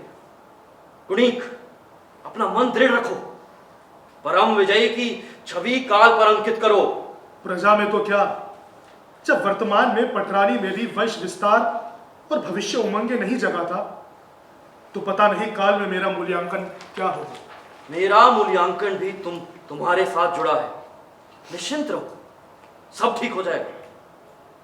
केवल बिंबिसार के प्राण आड़े आ रहे हैं, और वही वंश के विस्तार को समेटे हुए हैं। राजन, अपना मन दृढ़ रखो, धर्म का नाम लो और आगे बढ़ो। तुम ही हो मगध के कर्णधार, काल में तुम्हारी ही होगी जय जयकार। दिखते नहीं पर लिख जाते हैं, अंधियारे में लिखे जो अक्षर, कर्म की भ्रिकुटी पड़ जाती है, नियति के उज्ज्वल माथे पर। ये जो एक पल है, ये जो एक पल है, आने वाले कल का कल है, बीते हुए कल का भी कल है। ये जो एक पल है, ये है। बंदी गृह में बिंबिसार कुड़ी गाता है, दूर ही ठिठक कर खड़ा हो जाता है। कौन? पुत्र कुणिक? आओ आओ, निर्भीक चले आओ। पराक्रमी नरेश को भय कैसा? भय तो है भागी बंदी का, रात दिन मृत्यु की झलक, यहां से क्षितिज तक। देहावसान को मृत्यु समझते हो? पुत्र, तुम भोले के भोले हो। इतने दुख, इतनी वेदना, इतनी यातना मिली, फिर भी आपकी उपदेश देने की कामना नहीं मिटी। मृत्यु के दृष्टिकोण से जब जीवन को देखा, भय को मिटा के जब जीवन को देखा, तो यातनाओं के जो पल लंबे लंबे लगते थे पहले, अब लगता है केवल क्षणिक थे।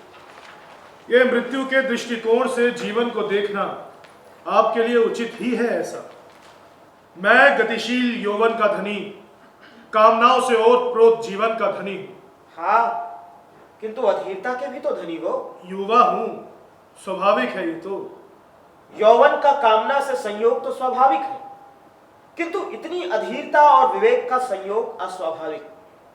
अधीरता और आकांक्षाएं बस व्यर्थ ही रहती हैं और व्यस्त भी। रहने दीजिए, ऐसा ज्ञान मुझे नहीं चाहिए जो निस्सहाय बंदी को अभिमान दे। ना मैं बंदी हूं, ना निस्सहाय। मेरी छोड़ो, अपनी कहो, क्या तुम प्रसन्न हो?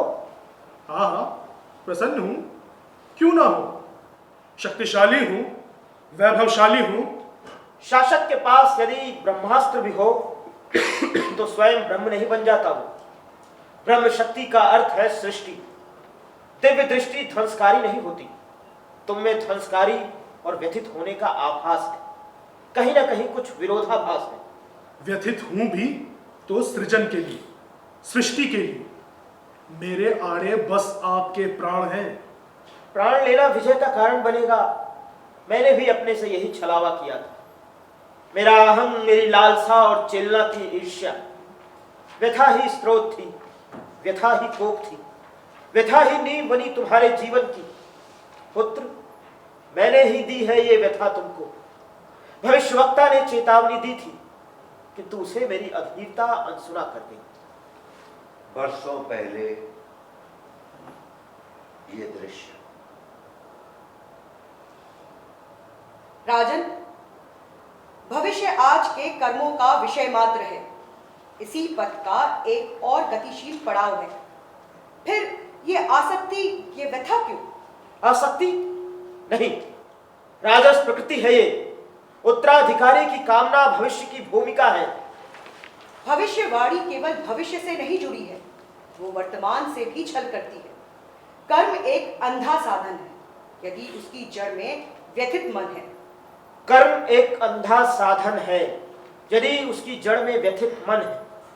सुना, समझा भी, किंतु मेरी व्यथा दंड है क्षत्रिय कर्म न कर पाने का। बताइए, क्या मेरे पुत्र योग अर्थात अगली पीढ़ी में राज्य का भोग है? धैर्य रखो। दूर वहां उस घने वन में एक साधु मनन में डूबा हुआ है। उसका तप जब पूरा हो जाएगा, उसका शरीर अनुपयोगी हो जाएगा, तब उसकी आत्मा विचार करेगी और रानी के द्वार पर पहुंचेगी। धन्यवाद भविष्यवक्ता। एक और कृपा कीजिए, ये बता दीजिए वो बंदी आत्मा कब यात्रा करेगी? साधु की आत्मा उतरी नहीं है अभी, उसे तप पूरा करना होगा। और तब तक मेरा जीवन अधूरा रहेगा? फिर उतावलापन। धीरज रखो, शांत रखो मन। अधीरता का एक पल भी छल कर सकता है राजन। काल में धैर्य ही काल संपन्न करता है, बाहुबल नहीं। समय से, काल से क्षत्रिय का बल पराजित नहीं होता है। कल को आज में बदल पाना क्षत्रिय धर्म की परीक्षा है। धीर तो बांध, जड़ है और जीवन सागर की लहर है। जीवन गति भी है, ठहराव भी। तो आपकी भविष्यवाणी मिथ्या तो नहीं? आपने यूं ही सपना तो नहीं दिखाया? स्वयं पुत्र योग का संयोग बताया है। मैं भविष्य को आपकी तरह नहीं देख सकता, किंतु अंधेरा नहीं, धुंधलका, केवल धुंधलका। मैं धुंधलके को चीर दूंगा। एक प्राण लूंगा तो क्या, एक नया जीवन भी तो रचूंगा। महाराज, उस नव जीवन के उज्जवल माथे पर जानते बूझते अपने कर्म की कालिमा तो न लगाइए। भविष्यवक्ता, आपकी सीमा समाप्त हुई। धन्यवाद।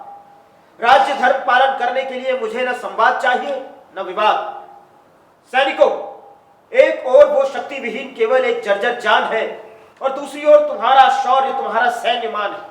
उस साधु का तब पूरा होने दो राजन। सैन्य धर्म है राज्य की सेवा, वंश की स्थापना का जतन और राजा की आज्ञा का पालन। अपने राजा से व्यर्थ कलह करके समय न नष्ट करो।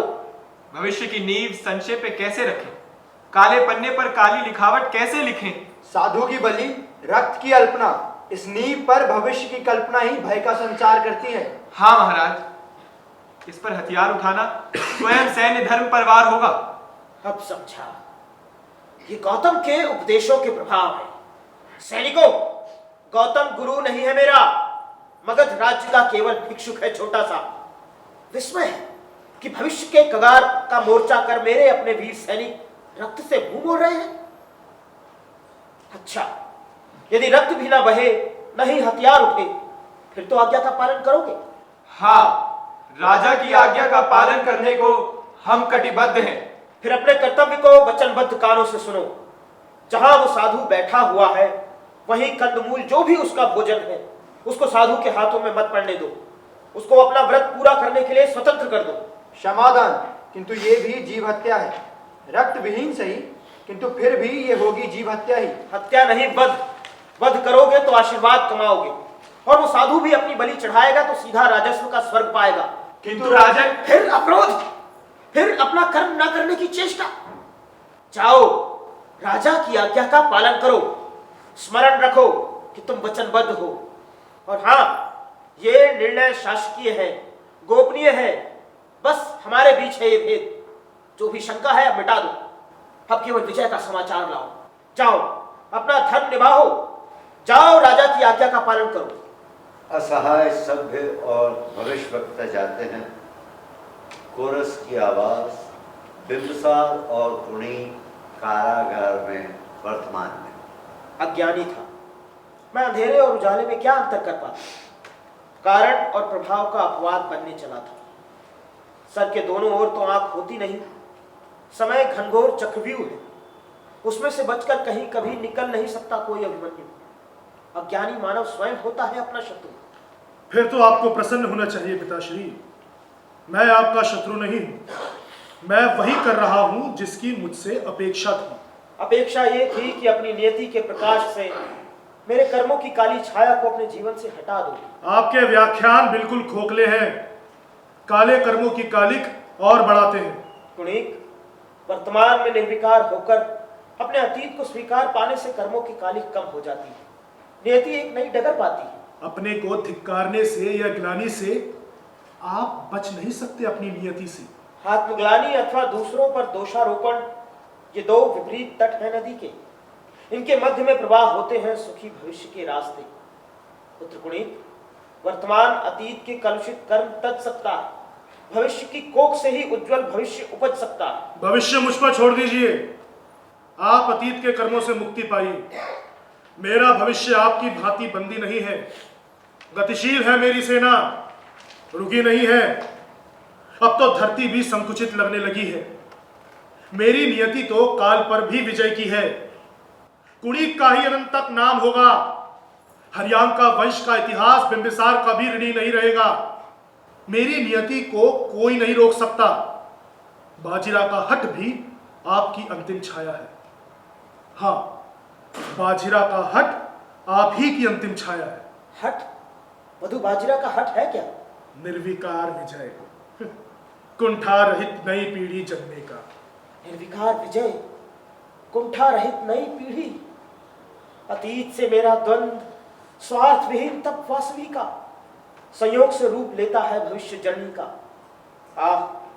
भविष्य हरियांग का वंश का अतीत के कटघरे में प्राण नहीं तोड़ेगा। बाजीरा का हट नया मोड़ है हमारी कथा में, हमारे इतिहास में, हमारी परंपरा में। बाजीरा भविष्य का आवाहन है, अंधेरी गुफाओं की किरण है।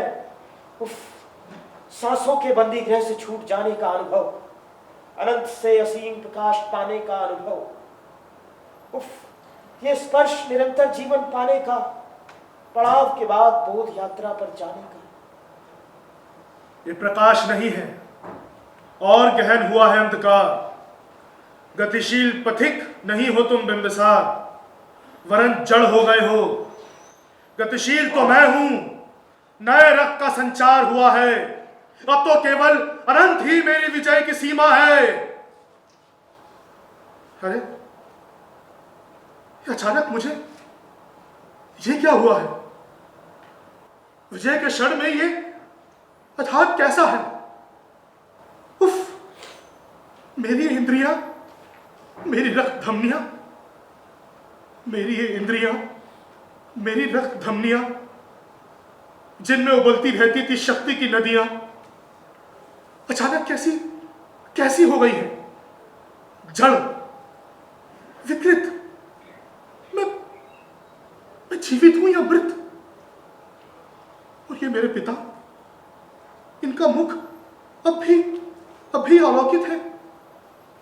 देह तो मृत है, लेकिन कुछ है जो जीवित है। ये कैसी आहट? कौन आया है? मुझे दिखाई क्यों नहीं देता है? मैं वही भविष्यवक्ता हूं जिसने बिंबिसार की लालसा को दिशा दी, उस लालसा को जिसने अंततः तुम्हारे जीवन को उग्रता दी। फिर तो तुम मेरे जीवन की अभिन्न कड़ी हो, मेरे हितैषी हो। बताओ भविष्यवक्ता, विजय के इस क्षण में अंधकार का आभास क्यों है? मेरी इस यात्रा के चरण में अनायास ये बेड़ी सी क्यों पड़ गई है? कर्मों की कालिक चढ़ी रहे तो न कोई वर्तमान है न भविष्य। अतीत ही भाग्य है, अतीत ही नियति। प्रकाश का स्रोत यदि पीछे हो तो आगे बस विशालकाय काली छाया ही होती है। मुझ पर उजागर क्यों नहीं करते हो मेरे भविष्य को? ये क्या उदंडता है? न उत्तर देते हो, न दिखाई देते हो। इस विकृति में, इस असंवेदना के कोर में न कोई अनुभूति है न दूरदृष्टि। ये क्या उदंडता है? न उत्तर देते हो, न दिखाई देते हो। न उत्तर देते हो, न दिखाई देते हो। कुड़ी घिसटने का प्रयत्न करता है, घिसटता हुआ आगे बढ़ता है। उसके पीछे बिल्कुल थकी हारी प्रजा। महाराज कुड़ी हमें बचाओ, महाराज कुड़ी हमें बचाओ। तुमने हमसे छलावा किया, हमारी संवेदनाओं पर अपनी कुंठाओं का आवरण उड़ा दिया। शत्रु तुम्हारे थे, धधकती आकांक्षाएं तुम्हारी थी, किंतु नर्क में तुमने झोंका हमें। साधन को ही साधनहीन बना दिया, देह पर ही नहीं आत्मा पर भी घाव लगा दिया। जर्जर कर दिया है प्रजा को, ना कोई आशा बची ना स्वाभिमान। बस अंधकार पूर्ण अतीत है, न भविष्य कोई न वर्तमान। महाराज कुड़ी हमें बचाओ, महाराज कुड़ी हमें बचाओ। कोलाहल बढ़ता है। कुड़ी बड़ी मुश्किल से घिसटता हुआ आगे बढ़ता है, चिल्लना के पास आता है। माँ, देखो तो कितनी पीड़ा है तुम्हारे पुत्र को। शक्तिशाली राजा होने के अभिमान में, पुरुष होने के अभिमान में माँ के आंचल तले रो भी तो नहीं सकता। चेलना निश्चल और भाव विहीन, धीरे धीरे प्रकाश व्रत में अंधेरा। कुड़ी घिसटता हुआ आगे बढ़ता है, जीवक के पास पहुंचता है। राजभाई जीवक, देखो तो क्या हो गया है तुम्हारे पराक्रमी नरेश को। शरीर में कैसी विकृति है, रक्त में लथपथ होने की अनुभूति भी है। महाराज बिंबिसार का देहांत हो गया क्या? हाँ, वो तो उनकी नियति के चलते हो नहीं था, लेकिन ये मेरे शरीर को क्या हुआ है? विकृत, और ये कोड़ के घाव लगते हैं। ये तो कोड़ ये टीस, ये पीड़ा, मरते समय ये भी दे गए मेरे पिता। कोढ़ के घावों में पीड़ा, कोढ़ से शरीर के अंग अंग रिश्ते रहते हैं, टूटते रहते हैं गल गल कर, किंतु संवेदना बिना। तुम में पीड़ा की चेतना जो बची है कुणिक, वही तुम्हारा रोग है, तुम्हारे जीवन की चिकित्सा भी है। अंतर शत्रु से तुम्हारा जो द्वंद छिड़ा है, उसमें शरीर केवल युद्ध स्थल सा है। मां विमुख है, प्रजा विमुख है। मरते समय व्यंग से पिता के मुख पर भी स्मित व्यंग की रेखा थी, और तुम भी अपने पीड़ित तरेश को केवल उपदेश ही दे रहे हो। स्मित रेखा व्यंग नहीं था, वो नए जीवन की भूमिका थी। ये घाव शारीरिक सही, पीड़ा का स्रोत तो चिकित्सा आध्यात्मिक है। कुड़ी घिसटता हुआ आगे बढ़ता है, देवदत्त के कक्ष में पहुंचता है। देवदत्त बहुत व्यथित अपने आभूषण निकालकर फेंक रहा है। इतना कोलाहल है कि मेरी अपनी वाणी, इतना अंधेरा की दृष्टि मेरी, इतना भय कि विश्वास मेरा, इतनी पीड़ा कि हर श्वास मेरा। लगता है कि सब कुछ खो गया है, ईर्ष्या अग्नि में ध्वंस हो गया है। कुणिक के पास जाता है। कुणिक मेरे निकट मत आओ, मेरी छाया भी संक्रामक है, बचो। गुरुदेव, गुरुदेव, गुरुदेव, आज हृदय में नहीं है विजय का आभास भी। चेतना शस्त्रहीन है, भंवर में डूब रहा हूं। गुरुदेव, बची कुछ शक्ति से आवाज दे रहा हूं। गुरुदेव, गुरुदेव, गुरुदेव, सुनते क्यों नहीं? विश्वास का पुल टूट गया, तुम तक पहुंच पाना असंभव सा है। संघ की सत्ता के लालच में आत्मा ही नहीं बची कवच में। साधना की तो मिथ्या की, अपने बुद्ध की हत्या की। मेरे जीवन में इस पल केवल प्रश्न चिन्ह ही प्रश्न चिन्ह है गुरुदेव। परछाई तो परछाई नहीं डालती, दृष्टि है तो क्यों नहीं है दृष्टि गोचर।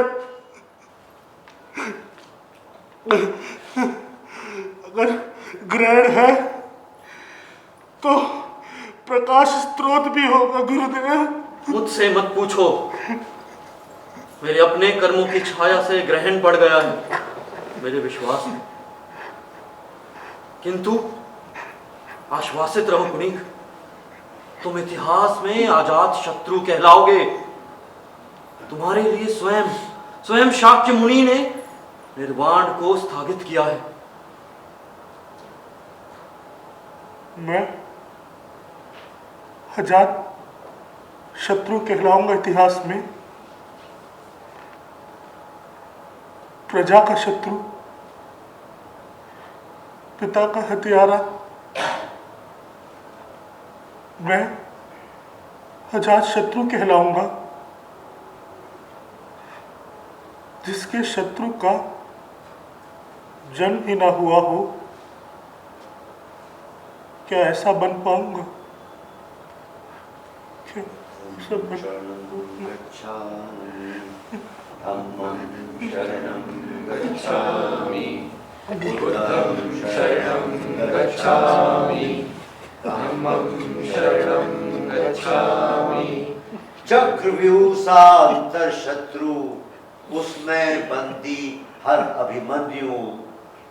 भाग्य समझने का ये पल है, नियति बदलने का ये पल है।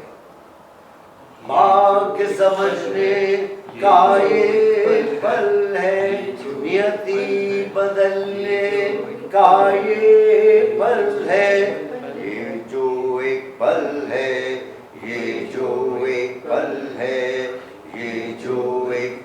है। ये है अगर आशा की बाती, एक सुनहरे कल की बाती, कुछ भी हो इतिहास अतीत का एक नया इतिहास रचेगा। ये जो एक पल है, ये जो एक पल है, आने वाले कल का कल है, बीते हुए कल का भी कल है। ये जो एक पल है, ये जो एक पल है, ये जो एक पल है, ये जो एक पल है।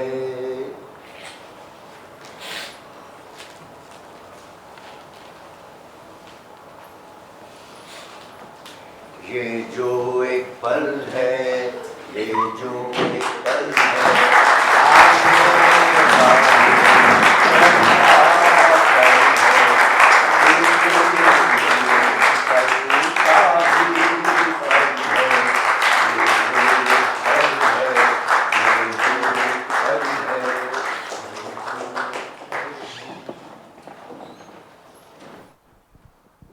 बहुत बहुत धन्यवाद। आपने बेहद खूबसूरत सा ये रंगपाठ, एक अलग सा ही हम लोगों को आभास हुआ। पिछले 2 नाटकों से अलग ये आभास दे रहा था कुछ। राइटर श्री अशोक लाल यहाँ बैठे हुए हैं। मैं आग्रह करूँगा इस नाटक के निर्देशक सुनील रावत जी से कि वो भी मंच पे आ जाएं। सुनील जी कृपया मंच पे आइए।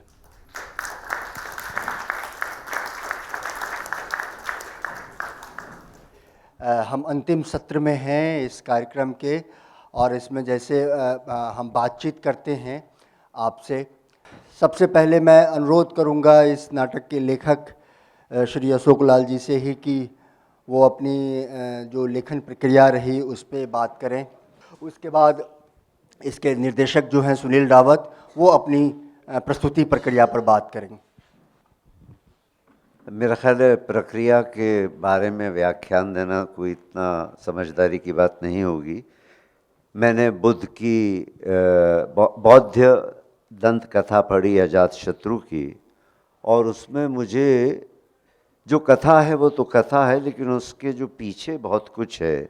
जैसे अगर मैं उसको आज के ज़माने में देखना चाहूँ तो अगर माता पिता अपने बच्चे को सारा बहुत सभी कुछ देते हैं जो उसको चाहिए होता है, तो वो जब संघर्ष नहीं कर पाता तो कहता है कि माँ बाप ने मुझे संघर्ष करना नहीं सिखाया। और अगर वो किसी कमियों में जीता है तब भी अपने माँ बाप के प्रति यही कहता है कि देखो मुझे अगर ये कुछ सब कुछ मिल जाता तो मैं क्या से क्या बन जाता। तो एक प्रकार का ग्रज, एक प्रकार की का द्वेष अपने पेरेंट्स से और ज़माने से रहता है। और बुद्धिज़्म का आखिरी जो एक पड़ाव है वो ये कि मैं ये रियलाइज़ करूं, मैं ये समझ सकूं कि मेरे साथ जो कुछ भी हो रहा है वो मेरे अपने कर्मों का प्रभाव है। तो इसमें जो मैं, इसका जो नाटक का पूरा नाम है शत्रु दी एनिमी विदिन, तो असल में इसमें जो नाटक में पूरी कोशिश है और अभी भी लिखा जा रहा है, इसमें मुझे लगता है बहुत कुछ और लिखा जाना चाहिए। नाटक को लंबा नहीं होना चाहिए, लेकिन ऐसा लगता है कुछ और होना चाहिए। वो एक एनिमी विदिन है, जैसा कि बिंबिसार और कुणी का जो एक संवाद है जेल में, वो ये कहता है कि मैं जो हूँ आपको तो बड़ा खुश होना चाहिए क्योंकि आप ही ने मुझे ऐसा बनाया है। तो कहता है नहीं, तुम्हारा जीवन अलग जीवन है, उसमें मेरी अगर छाया पड़ रही है तो वो मेरा दोष नहीं है, उस छाया को निकालना ही तुम्हारा जीवन है।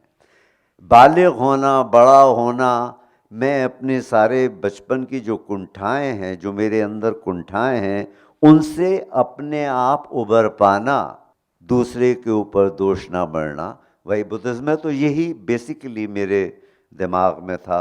और इसके अलावा एक बात जो आज की राजनीति और धर्म के बीच में जिस तरह का चीज़ है कि धर्म को अगर राजनीति का एक साधन बना लिया जाए, जैसा कि देवदत्त ने कोशिश की, तो राज्य की दुर्दशा होती है।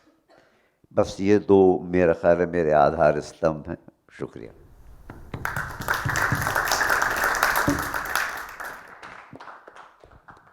सुनील जी, आप अपनी प्रक्रिया के बारे में। वैसे ज़्यादातर सर ने बताई दी है, अशोक जी ने, प्रक्रिया के बारे में। मैं कैसा प्रस्तुतिकरण के बारे में कह सकता हूँ कि सबसे ज़्यादा बड़ा चैलेंज हमारे लिए था शत्रु को बहुत सादगी से निभाना। 2018 में हम इसे कमानी में कर चुके हैं।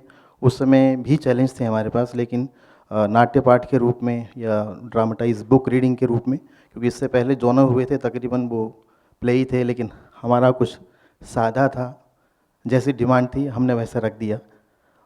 बाकी ज़्यादातर चीज़ें सर ने बताई दी हैं तकरीबन एनिमी विदिन को लेकर, और हमारा भी वही रहा था कि हम अपने अंदर की चीज़ों को झांक के देखेंगे, दूसरों के अंदर दोष ना निकालें अपनी कमियों के लिए। तो वो जो ब्रैकेट में है द एनिमी विदिन, वो सबसे महत्वपूर्ण चीज़ थी हमारे लिए नाटक के कथा वस्तु के हिसाब से। बाकी आपके कुछ प्रश्न हो तो। बहुत अच्छी तरह से उस कथ्य को उभारा पूरी टीम ने, इसके लिए शुक्रिया। बहुत बहुत सुंदर लगा और बहुत होल्ड करके रखा हमको इतनी देर। बहुत बहुत शुक्रिया आप तमाम लोगों का। ये 2 दिनों का ये हमारा नेमिचंद्र जैन नाट्योत्सव यहीं फ़िलहाल के लिए समाप्त हो रहा है। आप तमाम लोगों का जिन्होंने भी इसमें सहयोग दिया, हम शुक्रगुजार हैं। हम संस्कृति मंत्रालय भारत सरकार के शुक्रगुजार हैं जिनके सहयोग से ये कार्यक्रम हो रहा है, और तमाम लोग जो इनसे जुड़े थे, तीनों संस्थाएं जिन्होंने इसमें नाट्यपाठ किया, और हम तीनों नाटककारों के शुक्रगुजार हैं जो दूर दूर से आए और हमें सहयोग, यहाँ के एक तरीके से सहयोग ही दिया। बहुत बहुत शुक्रिया, बहुत बहुत धन्यवाद।